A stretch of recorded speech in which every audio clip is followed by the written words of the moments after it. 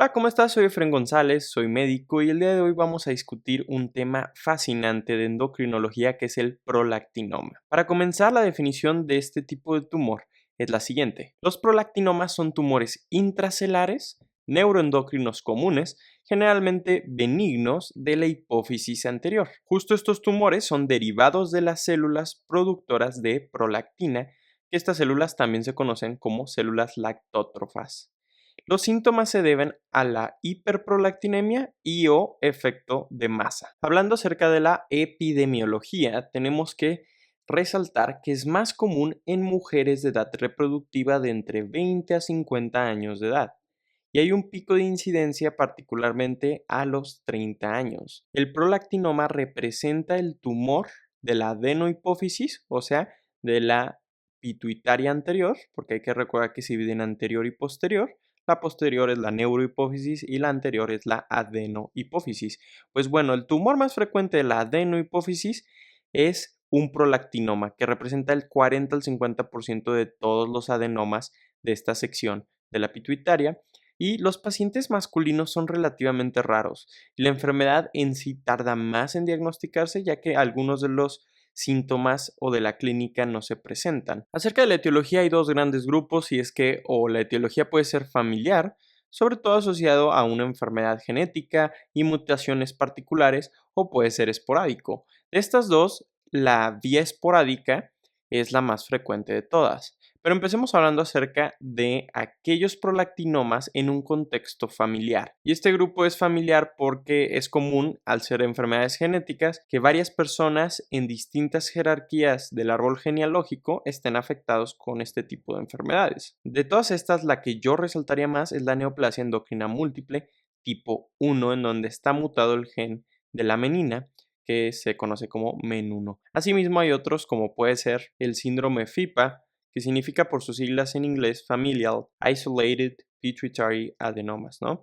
O sea, que haya adenomas pituitarios aislados familiares, ¿no? Y está mutado justo el gen de AIP, que por sus siglas en inglés significa Aryl Hydrocarbon Receptor Interacting Protein Gene. Y bueno, por otro lado está el complejo de Carney, que hablaremos un poco más en la fisiopatología, en donde este es el gen mutado, y MEN4, que es muy similar en la clínica y algunas de las presentaciones a MEN1, pero en su mutación está CDKN1B. En el tema de los esporádicos, la mayoría tienen una alteración que es la mutación activadora de este gen, del gen GNAS. Y esta es adquirida justo porque es esporádico. Hablemos un poco más acerca de justo esta parte familiar. Aquí están las enfermedades, el gen mutado y proteínas del gen, ¿no? La neoplasia endocrina múltiple, hablábamos que MEN1 es la que está mutado y hay que ver qué hace justo la proteína. La proteína que codifica este gen es la menina. Esta suprime el crecimiento celular. Es un gen supresor de tumores. Por lo tanto, cuando la menina no funciona correctamente por la mutación del gen MEN1, pues provoca crecimiento tumoral. La menina suprime el crecimiento celular porque induce proteínas que de alguna manera regulan el ciclo celular e impiden que haya una proliferación o un crecimiento de manera aberrante o descontrolada. Por lo tanto, es ahí la importancia y quiero que pongas atención en esta P27 porque justamente cuando hablamos de la neoplasia endocrina múltiple, que el gen mutado es CDKN1B, este gen codificará para la proteína P27 que sirve para el control celular. O sea, aquí está la mutación en la neoplasia endocrina 4 y en la tipo 1 pues es la menina, pero podemos ver por qué hasta incluso clínicamente estos pacientes, ya sea esta o esta, van a tener algunas características muy similares porque básicamente funcionan al unísono. Ahora vamos a hablar cómo GNAS y PRKR1A se afecta y cómo esto va a tener repercusiones en la célula. Y para eso tenemos que entender un poco acerca de la señalización intracelular. En esta imagen pueden ver lo que es la representación de una célula lactótrofa, o sea, justo las células que producen prolactina a nivel de la adenohipófisis. Y estas células es desde donde nacen los prolactinomas, ¿no? O sea, el prolactinoma es un tumor de células lactótrofas. Ahora bien, pueden ver cómo aquí he señalizado pues prácticamente dos receptores. En este caso es el receptor de la TRH, la TRH es la hormona liberadora de tirotropina. Esta se produce a nivel del hipotálamo, asimismo la dopamina. Pero iniciemos en la parte izquierda, la TRH, imaginemos que se secretó desde el hipotálamo y pues llega a estos receptores y va a activar, este es un receptor 7 pasos transmembrana que tiene acoplada una proteína que se conoce como G estimuladora. Esta proteína G es trimérica, significa que tiene 3 partes que la conforman, la parte alfa, beta y gamma. ¿Te acuerdas de este gen del que hablábamos, GNAS, que era el que estaba mutado más frecuentemente en la vía esporádica? Pues justamente la proteína que codifica este gen es la parte alfa de justo esta proteína trimérica GS. Entonces, esta mutación activadora adquirida aumenta el crecimiento celular. ¿Y por qué? Porque imagínense que llega la TRH, de hecho la TRH hipotalámica pues es una que estimula particularmente más a las células tirótropas que secretan tirotropina, que es la TSH. Sin embargo, tiene una capacidad de también estimular a este tipo de células. Bueno, si llegara una de estas hormonas, activaría este 7 pasos transmembrana, la G trimérica estimuladora activaría una enzima que se llama adenilato ciclasa, que es justamente la misma enzima que es inhibida por una G, o sea, una proteína G inhibitoria, y esta está acoplada a otro tipo de receptor, que es el receptor de la dopamina, particularmente de tipo D2, ¿no? Entonces la dopamina, digamos que es el freno de la célula lactótropa y funciona inhibiendo esta adeninato ciclasa. Y es que este adeninato ciclasa aumenta el AMP cíclico, lo que activa a una proteína sinasa A. Sus efectos son los de mayor actividad mitótica y producción hormonal en esta célula. Entonces, podemos ver aquí por qué sucede este tipo de tumores o esta proliferación excesiva y mayor producción hormonal cuando esto está mutado. Porque si está mutado el GNAS, haz de cuenta que esta GS, aunque no haya ninguna hormona aquí estimulándola, va a estar prendida constitutivamente, por lo tanto, activando la mitosis y haciendo mucha producción hormonal. Por otro lado, si la PRKR1A se muta, que esto era lo que estaba mutado en el complejo de Carney, del que hablábamos en la etiología, esto va a provocar un crecimiento tumoral. ¿Por qué? Porque este gen codifica, o sea, aquí pueden ver el gen que está justo en el núcleo de GNAS y PRKR1A, pues PRKR1A codifica para la subunidad regulatoria de esta proteína sinasa. Digamos que una parte de la proteína sinasa, la subunidad regulatoria, es hecha gracias a este gen. Entonces, si este gen se muta y hay una activación, pues entonces mm, otra vez esta vía va a estar hiperactiva, como pasaba en GNAS, pero a otro nivel, ¿no? En vez de que sea desde acá, pues va a ser a partir de la proteína sinasa A, favoreciendo pues la actividad mitótica y la producción hormonal, y ese es el por qué el complejo de Carney pues facilita este tipo de crecimientos. Y esta parte de la dopamina, en donde la dopamina llega e inhibe a esta célula lactótrofa, va a tener mucha importancia en la parte del tratamiento. Eso es muy importante saberlo. También es importante resaltar que los estrógenos, por ejemplo en el embarazo y demás, tienen cierta capacidad de inducir proliferación de este tipo de células.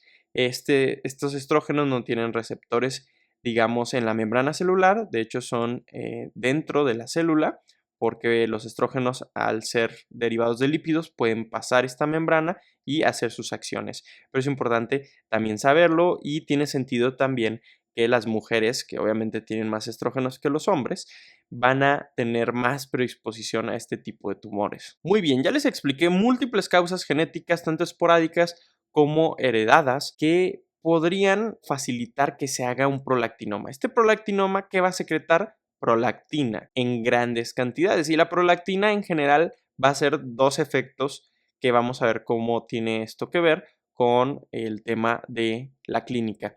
La prolactina va a nivel de las glándulas mamarias y tiene dos efectos. Es lactogénica, que significa que promueve el inicio de la producción de leche desde las células alveolares, desde todos estos alveolos de la glándula mamaria. Y por otro lado es mamogénica, que significa que promueve la proliferación de estas células, ¿sí? Para que no solo inicien la producción de leche, sino que cada vez haya más células que tengan esa capacidad de hacer la leche. Por otro lado, la prolactina tiene la capacidad de inhibir a la GnRH hipotalámica. Esta GnRH hipotalámica es la que estimula la producción de la hormona folículo estimulante y de la hormona luteinizante a nivel de la adenohipófisis. Lo que quiero decir es que básicamente tiene la capacidad de apagar el eje endocrino de las hormonas sexuales, porque la FSH, que es la folículo estimulante, y la LH, que es la luteinizante, tienen la capacidad de viajar a las gónadas, ya sea a los ovarios o viajar a los testículos para producir estrógenos y testosterona respectivamente. Así que, bueno, ya llegamos a la clínica y hay que dividirla en dos partes. Uno es aquella clínica derivada de la hiperprolactinemia. Por ejemplo, va a haber galactorrea. ¿Por qué galactorrea? Justo por lo que decíamos en la fisiopatología de la diapositiva anterior. La prolactina estimula las glándulas mamarias, por lo tanto, en las mujeres se puede presentar hasta en el 90%. No es tan frecuente en un hombre, porque los hombres no tienen este tejido mamario tan abundante y desarrollado como el tema de las mujeres. En los hombres digamos que es más común ver algo de ginecomastia, o sea, que crezcan la grasa y un poco las estructuras en esta zona, pero en realidad al no tener las estructuras de manera tan madura, muchas veces no presentan la galactorrea, que es la secreción como tal de leche. Y usualmente esta galactorrea tiende a ser bilateral. También hablábamos de cómo inhibe la GnRH y eso lo veríamos en la clínica como un hipogonadismo hipogonadotrófico. ¿Qué significa? Hay menor función de las gónadas y es hipogonadotrófico porque las hormonas a nivel de la adenohipófisis, que es la LH y la FSH, y del hipotálamo, que es la GnRH, están disminuidas, o sea, el eje está afectado en su totalidad. Esto va a tener bastantes síntomas y signos. Por ejemplo, en los hombres hay disminución de líbido, ginecomastia, eso asociado a que va a haber más estrógenos que testosterona, pero también tiene que ver un poco con la prolactina, disfunción eréctil, baja testosterona y baja en general de todas estas hormonas de las que hablábamos, al igual en la mujer.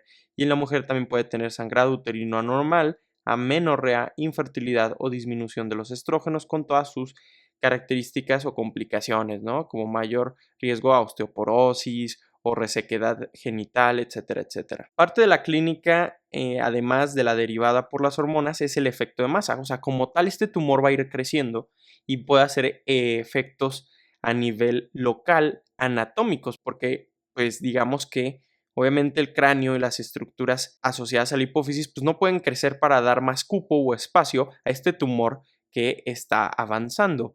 Por lo tanto, algunos de los síntomas es cefalea, cambios en agudeza visual, hemianopsia bitemporal, que esto significa que pierden algo de la visibilidad de los campos más externos o temporales. Ya esto se explica muy bien en el video de acromegalia. Le dediqué parte de ese video a explicarle hemianopsia bitemporal. Puedes ir y verla ahí para que entiendas muy bien por qué pasa este fenómeno. Y también hipopituitarismo, al afectar las demás células por compresión y demás, puede haber pues disminución de sus funciones, ¿no? Acerca del diagnóstico, el dato pivote obviamente va a ser la prolactina en suero. La prolactina es la hormona que dirige toda esta fisiopatología y entonces es lo que se debe estudiar. La prolactina en suero usualmente en ayunas. Más o menos lo normal de prolactina es menos de 20, menos de 25 nanogramos mililitro. Entonces, más de eso pues está aumentada, pero cuando encontramos la prolactina por encima, por ejemplo, de 200, es fuertemente sugestivo que eso es un prolactinoma, porque digamos que entre 20 y 200 está elevada, pero no está tan elevada. Y como vamos a ver más adelante, hay otras causas de hiperprolactinemia, pero que esté más encima de 200 es de verdad muy alta para otra explicación y es muy sugestiva que eso va a ser un prolactinoma. Y si está más de 500, eso es casi patognomónico de un macroprolactinoma, que es aquel que mide 10 o más milímetros, por ejemplo, en el estudio de imagen del que vamos a hablar. Una vez que se estudia y se diagnostica hiperprolactinemia y se descartan otras causas o diagnósticos diferenciales, como puede ser por medicamentos u otras cosas, y se sospecha sobre todo que la causa, por ejemplo, pueda ser por un prolactinoma, el diagnóstico se hace sobre todo a través de una resonancia magnética con contraste de gadolinio. Se diferencia o se clasifica en micro cuando mide esto o macroprolactinoma cuando es 10 o más milímetros. Obviamente, si hay una sospecha de que la etiología sea familiar, por ejemplo, las neoplasias endocrinas múltiples, complejo de Carney, etcétera, bajo esa sospecha, usualmente se debe hacer un estudio genético para confirmar eso, pero no es la mayoría de los casos. Hay que recordar que la mayoría son esporádicos. Quiero denotar o hacer énfasis en dos cosas particulares acerca del estudio de prolactina que es la macroprolactinemia y el efecto gancho de la prolactina. Acerca de la macroprolactinemia, esto se tiene que sospechar en un paciente que tenga muy pocos síntomas o nada de clínica y tenga hiperprolactinemia. O sea, está raro, ¿no? Tiene la prolactina alta, pero no tiene síntomas. O sea, tal vez, por ejemplo, es un paciente que llegó, la tiene en 200, pero no tiene síntomas. La macroprolactinemia en ocasiones es la respuesta de estas características, ¿no? De pocos o nada de síntomas y hiperprolactinemia. ¿Por qué? La macroprolactinemia consiste en un tipo de prolactina de alto peso molecular. Y esto es porque en vez de estar la prolactina como hormona monomérica, digamos que está asociada a un anticuerpo, usualmente una IgG. Por lo tanto, bueno, es más que prolactina, es un complejo de prolactina junto con los anticuerpos y el hecho de que esté unida a este anticuerpo hace que reduzca muchísimo su eficacia biológica, o sea, no logra la prolactina hacer sus efectos. Por lo tanto, en estos casos a veces pues puede que se esté dando el tratamiento y demás, y en realidad el paciente no tiene síntomas y la manera de diagnosticar esto, porque es algo complejo, es que el problema es que la prolactina en suero no diferencia entre esta variante de macroprolactina y la prolactina normal. Por lo tanto, usualmente si se sospecha de macroprolactinemia, se tendría que hacer un estudio en donde se agrega polietilenglicol a la muestra y eso precipita a aquellas prolactinas que están unidas a anticuerpos y ahora sí te permite estudiar realmente qué tan alta está esta prolactina libre, que es la que hace los síntomas, digamos, de la hiperprolactinemia. Por otro lado, también está el efecto gancho, que es algo que también vale la pena resaltar. En este, en general, hay bastantes síntomas, pero la prolactina no está alta. O sea, tal vez hasta en la resonancia magnética hay un macroprolactinoma o un adenoma muy grande, es un adenoma de tal vez 1.5 centímetros y tiene síntomas compatibles con prolactina alta o con un prolactinoma en contexto de justo el tumor que tiene, pero no tiene la prolactina en suero alta o está relativamente normal. Aquí lo que sucede es que tú esperarías que estuviera alta y lo que se tiene que hacer es un estudio por dilución. O sea, diluyes la muestra y vuelves a estudiarlo. Y a veces ya cuando la diluyes, por ejemplo, tal vez la pediste y salió en 30, ¿no? Que está levemente alta. Pero luego lo diluyes la muestra y vuelves a hacer el estudio y ahora te sale en 300. Entonces dices, ¿qué pasó ahí? Lo que sucede es que hay tanta prolactina en la muestra que no se puede analizar correctamente. Por lo tanto, se infraestima la cantidad de prolactina. Lo que ayuda es que al momento de que la diluyes y vuelves a hacer el estudio, ahora sí sale muy alto porque digamos que ahora sí está en rangos medibles, por así decirlo, para analizarse. Pero obviamente ese 300 que les daba en el ejemplo en realidad es mucho más porque esa muestra está diluida. Tal vez tenía 600 en un inicio, pero justo ese es el efecto gancho de la prolactina y hay que saberlo porque a veces es un factor confusor. Ya les comentaba que hay más causas, además de prolactinomas, para que haya hiperprolactinemia, o sea, que haya mucha prolactina en suero, pues hay más causas más allá del prolactinoma que pueden causar esto. En realidad, ya dijimos que cuando está en más de 200 hay que sospechar de prolactinoma y entre el 20 a 200, pues sí hay hiperprolactinemia, pero no sospechas que sea prolactinoma. O sea, sí puede ser prolactinoma, se puede presentar con cualquier cantidad de prolactina alta, pero lo que sucede es que entre 20 y 200 hay que descartar otras causas, ¿no? La más importante de todas es esta, medicamentos. Hay muchos medicamentos asociados, los pueden leer aquí, que aumentan la prolactina. También, por ejemplo, el hipotiroidismo primario, o sea, que la glándula no funcione, por ejemplo, una deficiencia de yodo, Hashimoto, autoinmune, en donde al final la TRH y la TSH van a aumentarse. Y la TRH tiene la capacidad, como lo veíamos en la fisiopatología, de aumentar la prolactina. Por lo tanto, es también una causa. Otro son el tema de alguna enfermedad del infundíbulo, que es esta sección delgadita que conecta al hipotálamo y la hipófisis, o enfermedad hipotalámica, ¿no?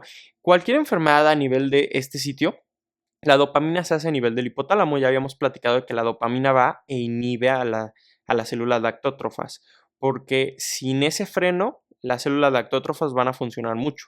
Entonces, por ejemplo, si hay un tumor, inflamación, etcétera, lo que va a pasar es que la dopamina no puede llegar adecuadamente a inhibir a las células, por lo tanto, va a funcionar de más esas células. La 5 ya platicamos acerca de la macroprolactinemia y pues hay algunas otras enfermedades asociadas. Acerca del tratamiento, no todos los prolactinomas son necesarios tratarlos, porque sobre todo si hay un microprolactinoma, o sea que mide menos de 1 centímetro y la presentación es casi asintomática, pues se puede optar por una vigilancia. Por otro lado, si es macroprolactinoma, o sea, tiene 1 centímetro o más de tamaño o tiene cualquier tipo de sintomatología, entonces se puede optar por el tratamiento que inicialmente será farmacológico. El farmacológico, la opción número 1 son los agonistas dopaminérgicos, específicamente la cabergolina. Es mucho mejor tolerada y tiene más eficacia que la bromocriptina. Tiene mucho sentido que sean agonistas dopaminérgicos, por lo que hablábamos de que la dopamina, justo en las diapositivas de acá, que la dopamina tiene la capacidad de ir a activar una GI, que es una G inhibitoria, inhibe la adeninato ciclasa, baja la MP cíclico, la función de la PKA, entonces tiene efectos antimitóticos y de menor producción hormonal. Entonces es justo por eso que funciona. Entre estos ejemplos está la cabergolina y bromocriptina. Es más eficaz y más tolerada la cabergolina. Entonces sería la opción número 1 a utilizar. Algunos efectos adversos de los agonistas dopaminérgicos son náusea, vómito, ortostatismo, confusión, incluso cardiopatía valvular o trastorno de impulsos por el tema de la dopamina, ¿no? Pueden tener ahí problemas con el juego, apuestas, compras, cosas de este estilo. Y de hecho hay muchas pacientes que se pueden controlar enteramente con la parte farmacológica y se puede hasta optar por reducir la cantidad de dosis o descontinuar el fármaco cuando está normalizada la prolactina y desaparece, por ejemplo, el tumor, porque también ayuda no solo a que no produzca tanta prolactina, sino que el tumor se hace más pequeño y más pequeño. Después de 2 o más años de tratamiento con estos agonistas, si la prolactina está normal y el tumor se ve muy chiquito, se puede optar por reducir o incluso considerar la discontinuación de este tipo de fármaco. Sin embargo, se puede optar por tratamiento quirúrgico, que es la hipofisectomía, o sea, quitar el tumorcito a través de un abordaje transesfenoidal endoscópico, y esto sobre todo en casos de resistencia farmacológica o intolerancia a los agonistas dopaminérgicos o que tiene un volumen del tumor muy importante, con síntomas neurológicos también presentes y no mejora por justo no mejora con el tratamiento farmacológico. También es una indicación cuando tiene cosecreción de hormona del crecimiento. En un importante porcentaje los tumores secretores de hormona del crecimiento pueden producir también prolactina y entonces ahí ya no sería el tratamiento de primera línea, los agonistas dopaminérgicos, sino irte un poquito más a lo quirúrgico, que es la manera que se abordan los tumores productores de hormona del crecimiento. Y en ocasiones se puede requerir, incluso cuando falla lo quirúrgico o hay enfermedad residual, pues se puede requerir de radioterapia. Por lo tanto, cerrando con este video, la epidemiología son en mujeres sobre todo de edad reproductiva, sobre todo por ahí de los 30 años como incidencia. Es el tumor de la adenohipófisis número 1, representando el 40 al 50% de todos los tumores de la adenohipófisis. Hay que recordar que hay otros tumores que salen de la adenohipófisis, como puede ser de hormona del crecimiento, puede ser hasta incluso de la enfermedad de Cushing. Pues bueno, dentro de la fisiopatología estaba todo este tema de la parte familiar con los genes relacionados y la mutación de genes en la vía esporádica, que es la más frecuente, y se asocia a la prolactina con esta función lactogénica y mamogénica en las glándulas mamarias y la inhibitoria a nivel de GnRH. La clínica va a ser galactorrea, hipogonadismo hipogonadotrófico, hipopituitarismo, hemianopsia bitemporal y cefalia, estas tres como manifestaciones locales del tumor por un efecto de masa. Diagnóstico, prolactina en suero y se identifica sobre todo con resonancia magnética con gadolinio. Tratamiento de primera línea, agonistas dopaminérgicos, de preferencia cabergolina. Si no, tienes abordajes quirúrgicos o incluso radioterapia. Aquí tienes información que te lleva para, si me quieres conocer, si me quieres seguir en redes sociales, y asimismo la información acerca de mi página de cursos digitales de medicina. Pues sería todo. Muchas gracias. Este es el paper que se utilizó para la revisión junto a ambos, que es una plataforma de educación médica. Agradecimientos especiales al doctor Andrés Joaquín Bolaños Chang por su valioso apoyo. Nos vemos en un siguiente video. Cuídate mucho.